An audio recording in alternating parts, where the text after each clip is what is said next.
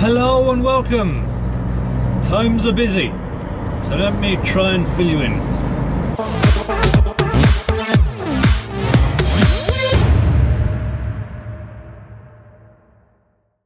So here we are at work at this lot, because they're the only ones I haven't done a video for yet, so yeah, why not? All my checks done. You can only check the trailer once you pulled off the bay, because these are the narrowest bays that I've ever seen. I'll show you tonight when I get back. Yep, number matches up. But yeah, these bays are so narrow that you have to wind the landing gear down on the trailer before you reverse it onto the dock, because there is literally about that much gap between the trailers. And there's, what is there, room? There's 4 bays, and all the bays are about that far apart. Lights on. Let's go. Also, hi Thomas. I know it was back in February you saw me, and that was a couple of months ago now. And the brakes released. Yeah, they are. Yeah, good. We have air pressure. I know it was a couple of months ago, but I haven't filmed anything since the beginning of what was it now, January.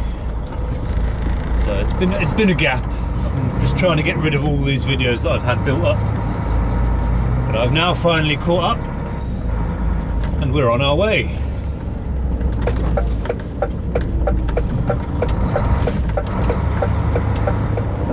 So this year has been absolutely terrible for weather. It's probably one of the worst winters I've seen for a few years now, although it was fun to drive in, I must admit, apart from the other car drivers. And because I sold my car a few years ago, I've been riding everywhere now on a motorbike, and out of the 3 years that I've been doing that, this has really been very bad. It's felt like the most longest and incredibly dire winter ever, because the amount of bad weather that I've been riding in, and weather that you really shouldn't be riding in a motorbike. Look at that. The beast from the east. It's hitting hard, and I rode to work on a motorbike because I'm stupid and have no sense of danger. So yeah, I did eventually end up crashing it one night on the way home, because all the snow had melted pretty much, apart from this one bit right near to home, and all the wind had blown the dry powdery snow off, and it had all drifted across the road. So one minute I'm driving in along a nice clear road, and then the next minute out of the darkness, 6 inches of snow. Luckily the damage wasn't too major, and I was able to limp it on home, then sort of limped around for a couple of days afterwards, and then managed to get it fixed finally. So I've given a little look over, and the damage is slight but not too significant. The back end is all fine, because it was mostly taken on the foot pegs. That got folded up, and that got worn away quite significantly. There's probably about 1 or 2 mil of metal worn away on that, but it's still structurally sound, so I'm going to leave that. Gear stick, the tip of that's missing, so changing gear at the moment is quite difficult, because I've got to hook my foot underneath it and lift it up that way. So functionality wise, that's probably the biggest problem I've got, but it's still usable. A little bit of damage to that and down there, and this got bent, but I've just taken a hammer and hammered it straight again, so if you look down it, it's nice and straight again now. So I managed to fix that myself. The end of the bar here has taken most of the damage up the front, and that just screws in and screws out, so that's easy enough to replace. Then we got the clutch handle. That's taken a bit of a beating, which initially it looks fine, it doesn't look too bad, but if you look down on the top, it sort of curves down as you go along, whereas if you look at the brake handle, it curves up slightly, and that's what the clutch handle should look like. And if I pull the clutch handle in, you see that it makes contact there, but I can just about pull it in far enough to disconnect the clutch, so that's all fine. Now the biggest, most obvious thing is the front indicator. As you can see, I've done a little DIY job just to protect it for the last few days. Flexible, it bends. Suzuki knows it's a weak link, but it didn't survive. Luckily there's only 1 bolt inside, so 1 bolt, off it comes, new one on, simple and easy. So I thought that was it. I got away fairly lightly. All pretty simple, but If we have a closer look, down at this panel here you can see there's a nice big crack all the way along there. It doesn't look as bad as it did, so I've pushed it about and moulded it back into shape so it doesn't show up quite as bad as it did initially, because it was all out of shape. It is replaceable and fixable. The only problem is, to replace this panel I have to replace the entire front end of the bike, because as you can see there's no joins, there's no seams anywhere, it's just one solid lump of plastic. There's a little scratch there, there's a teeny tiny scratch on the end of the wing mirror, but that folded out the way when it crashed, so that weren't too bad, that one. How I managed to only crash once this winter, I'm not quite sure, because the amount of times I rode it in snow and ice and that could have quite easily been a lot more times than that I crashed it. So I think I'm pretty lucky really to have only just got away with the one. But these things happen. They're more likely to happen if you ride it in bad weather. But oh well. I don't really have much of a choice. I don't have a car. So as you saw, I'm with the old parcel company tonight. I've been for the last couple of weeks now. I might be doing it again next week, I think. This basically will see me straight through to the end of my truck driving season, as it were. So I'll be starting coaches in a couple of weeks after this. In fact, when this video goes up, I will probably already be in Spain doing my first trip right now. So follow us on the Facebooks and the Instagrams. There you go. If you want to catch up, keep up to date with other stuff, because that happens more live action than these videos. These videos, as you've no doubt noticed, are quite sporadic because I'm so mentally busy. I don't seem to get a chance to have a break anytime soon. It's been crazy busy all winter for some reason, I don't know why.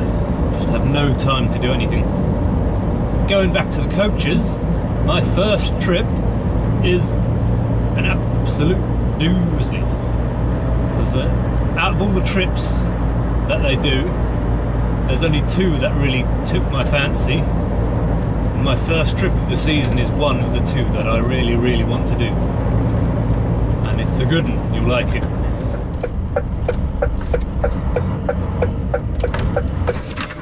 Hello, there you go. Thank you very much. Thanks. It is here. 85492.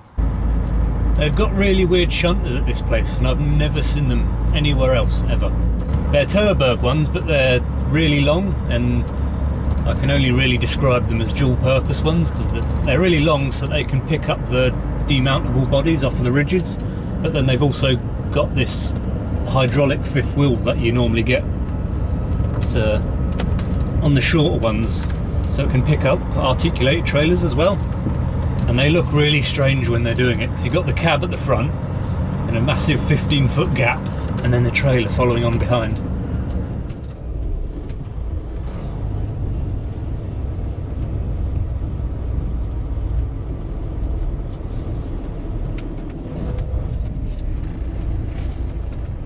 Good morning. Morning.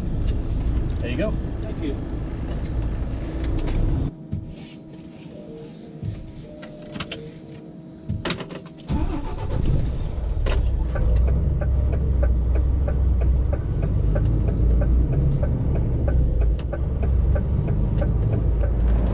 And we're back in town. So that's it. That's the last of the truck driving. We're nearly done. Done! Although it's not like you really don't have a choice, because yeah, something I discovered over the winter is the crazy number of people that are now on the YouTube trucker bandwagon type thing. There are so many. I didn't even realise how many there were. There's quite a lot have snuck through in the last 2-3 years. And I'm actually trying to make my way through some, but I have so little time. I've barely made a dent into it. So I've still got about 20,000 videos to watch of all the other YouTube truckers that are kicking about nowadays. Although there are quite a large number that aren't actually making videos anymore. Which is a shame, but that's the way life goes. Circumstances dictate, and sometimes you can't do it. I have had my fair share of not being able to do it, and have been quite sporadic over the years, but I do try my best.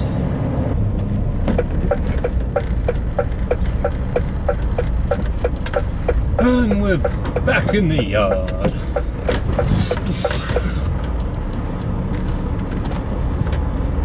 How many trailers we got? 2, and then I'm going to stick mine on, make that 3. And then I'll show you just how tight these bays are. So it's not as tight as it has been. It's been tighter than that some nights, but that's pretty tight.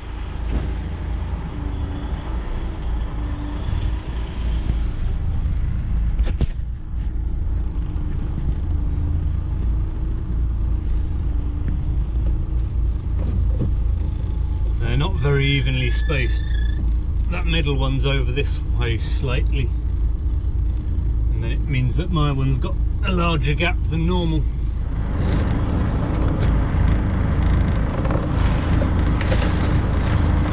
And there we go, done. And that 5:10 in the morning.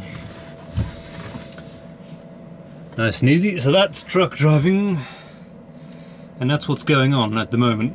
And my hair's getting a bit long. That'll be gone in the next video, hopefully. Well, that's the plan anyway. So I'm not gonna go for the whole summer season with hair this long and then getting longer still. But I'm done. That's it for trucks. I'll see you on coaches. So until next time on a coach, see you then.